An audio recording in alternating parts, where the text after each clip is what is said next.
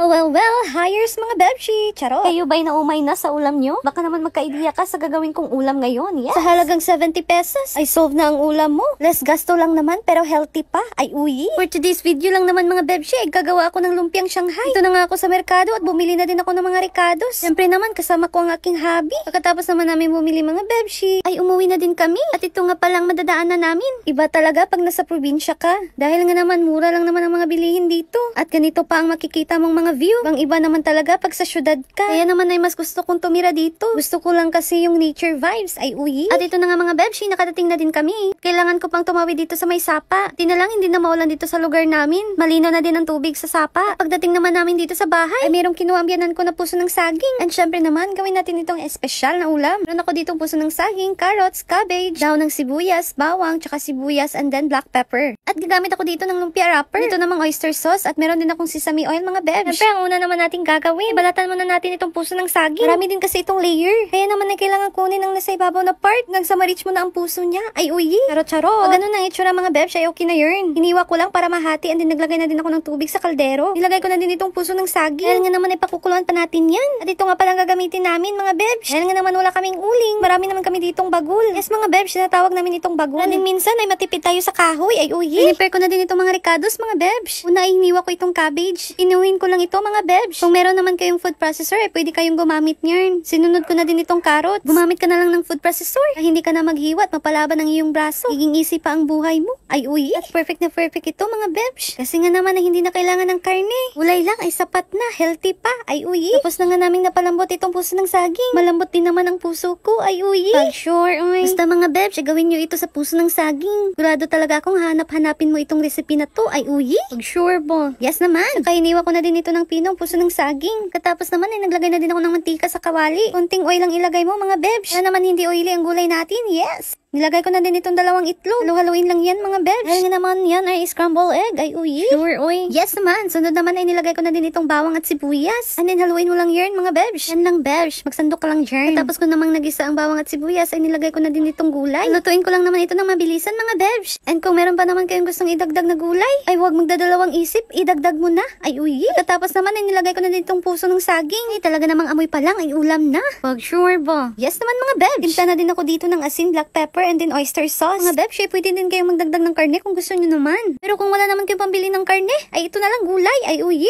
Sure uy. Dahil nga naman nakalimutan ko itong sesame oil. Naglagay na din ako, bali 1 tablespoon lang mga bebsh. Dahil luto na ang ating gulay, naman ay nag-start na din ako mag-wrap. Ganyan lang naman mag-wrap mga bebsh. Kung namang alam nyo na kung paano mag-wrap ng lumpia, ay uyi. Pag sure bo. Yes naman, napakadali lang naman. At ang serious ko naman ditong nag-wrap. At na-realize ko naman kaya nagchika-chika na din ako. Ay uyi. Pag sure bo. Kung nga pala ang wrapper, kinat namin yan para maging square. Bakit ko ba kinat? Wala lang, bet ko lang. Charot. Sure uy. Ganito lang naman kadali mga bebsh, diba? Sureness talagang makakaulam ka na. Ay uyi. Kaya naman ay gawin nyo din ito mga bebsh. Naumay naman kayo sa ulam nyo, ay pwede nyo itong gawin. Para naman maiba or kakaiba ang ulam mo. Uyi. Pag sure ba? At tapos na din ako mag-wrap mga bebsh. Ay nagpainit na din ako dito ng mantika. At nang medyo uminit ng mantika, inilagay ko na din itong lumpia. Careful ka lang din sa paglagay mga bebsh. At baka ikaw ay matalsik ka ng mantika. Concern lang naman ang bebshin nyo. Ay uyi. Sure ba? At dahil nga naman luto na ang gulay sa loob, kaya naman sa pag-fry nito mga bebsh, fry lang ito hanggang sa mag-brown na ang kulay niya. Ay uyi. Habang hinintay ko naman itong maluto mga bebsh, nagpakain muna ako ng mga chicken. Kasi nga naman ay magbabandang hapon na din. Kaya naman ay time na din nilang kumain. Uy. At pasensya na talaga mga bebshi. Medyo maingay talaga ang aso sa voiceover ko. Wala naman talaga akong magagawa dyan. Pag sure ba? Yes naman, pero laban pa din. Ay uyi. At ito na nga mga bebshi, ang ating lumpia. Naluto na nga ito. Transfer ko na din ito sa daon ng saging. Syempre naman, para sa aking sawsawan, ay kumuha muna ako dito ng sili. Ay, ang liliit nga lang ng mga sili dito mga beb. Pero okay na lang ito. Buti naman, free tayo, diba? Di pa ba maghahanap ng malaki? Meron namang maliit. Ay uyi. Pag sure, oy. So, ayan ang mga bebshi, ang ating espesyal na puso ng saging. So, ginawa ko siyang lumpia Shanghai. O, diba? Sa halagang 70 pesos lang, meron ka ng ulam. Ayun, napakadali lang gawin. And napakaraming pwede mong gawin sa puso. O, diba? Puso ng saging. So, pwede mo siyang gawing lumpia. So, kahit anong gusto mo. And ito, masarap to mga bebsh. And of course, very healthy pa to kasi wala siyang karne. Puro lang siya gulay. And then, napakasarap. Para talagang meron ding karne. Charot. Ayan. Meron siyang egg. Egg lang. Oh, ganun. Kain tayo.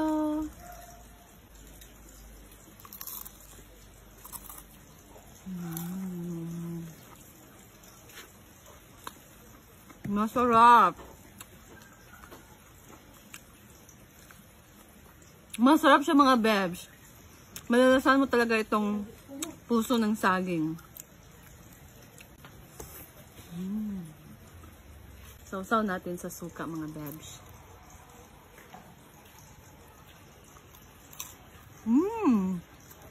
Mas sumarap.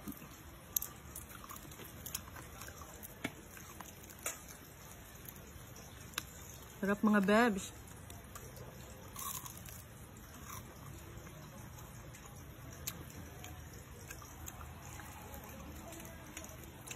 Kung ayaw nyo nang may pare siyang kanin, pwede. Pero yung kainin ng ganito lang. Sausaw nyo sa suka. Ang sarap. Ang sarap. Para ding may karne.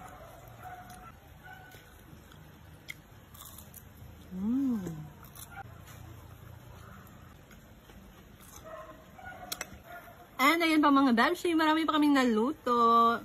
So solve na ang dinner namin ngayon. Ito lang uulamin namin kasi nga ang sarap. Para namang merong karne. So the best na the best siya. Very healthy pa. Yan. So that's all mga bebshi. Thank you so much. And don't forget to follow, like, and share. Thank you. Bye.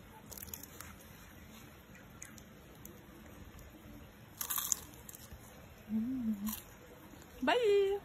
And maraming salamat sa aking star sender, Ma'am Lodenia Picato Emlong and Ma'am Ziam. Thank you so much mga bebs. Saranghe!